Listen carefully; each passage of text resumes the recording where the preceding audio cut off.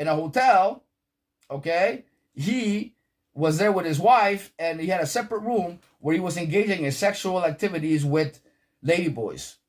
What? Ladyboys. And word is, they were underage too. But there's a difference. See, like, you guys can see this as worse than this other thing that I just mentioned, the whole article of what's going on right now. But which one is worse? It just depends on how you look at it.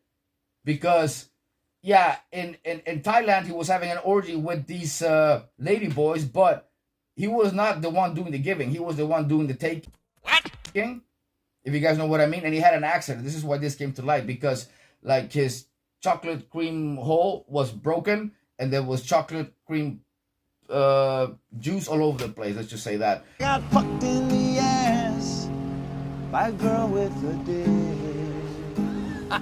And then, like, his caretaker, a French guy, had to clean up the mess.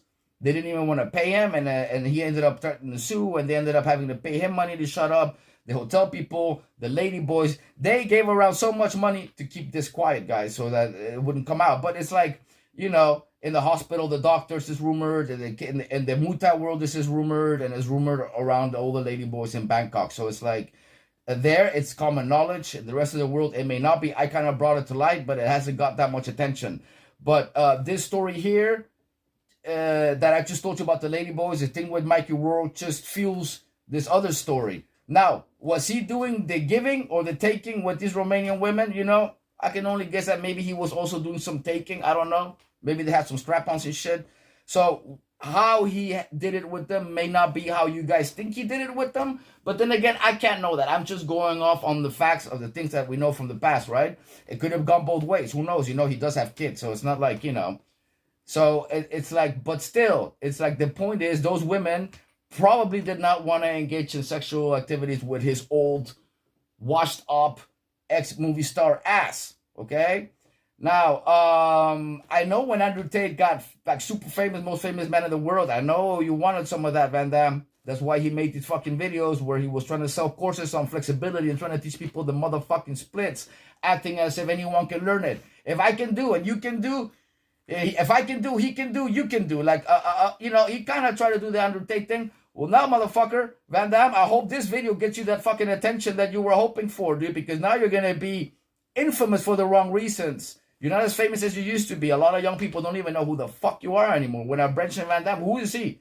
You got to show them, like, sometimes clips from Bloodsport, and even sometimes then they don't even know who the fuck he is.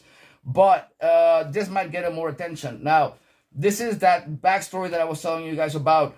I learned this story from a very credible guy that I actually admire a lot, and I trust. I 110% believe his story. He also sent me the picture of the caretaker, the name of the caretaker, the date. Like, he gave me a lot of details that I still have to do a video on. So, Van Damme, be aware, because I'm coming after you with 2 guns and 2 feet blazing, motherfucker. You and your son. Because now I don't have any mercy for you guys anymore. You know, in the past, you know, like, I stopped liking Jean-Claude Van Damme because of Viking Samurai. And how did that go? I'll tell you guys how that went. When Viking Samurai made a video about how it went with him and the Green Ranger, how the Green Ranger was a Van Damme fan, he had a premiere, Van Damme showed up and he was only a dick to him, didn't want to even talk to him or nothing like that. That Green Ranger could have been me. And why do I say that? Because I went on auditions for the Power Rangers.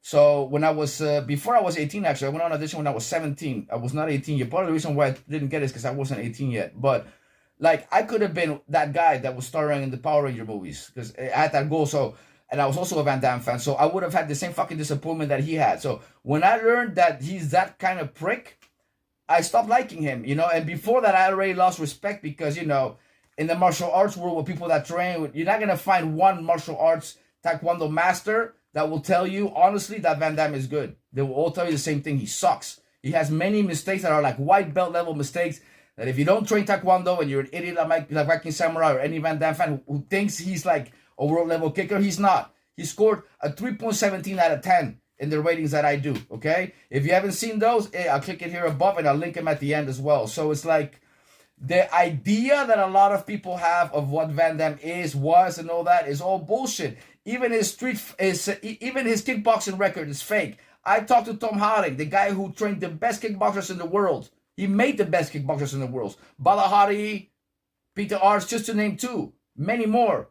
He saw Van Damme fight, okay? So I talked to him. I did a video on this. If you guys want to see that video of Tom Hardy talking about watching Jean-Claude Van Damme fight, click on this link right here. Hey, Viking Samurai, where's your response video defending this guy?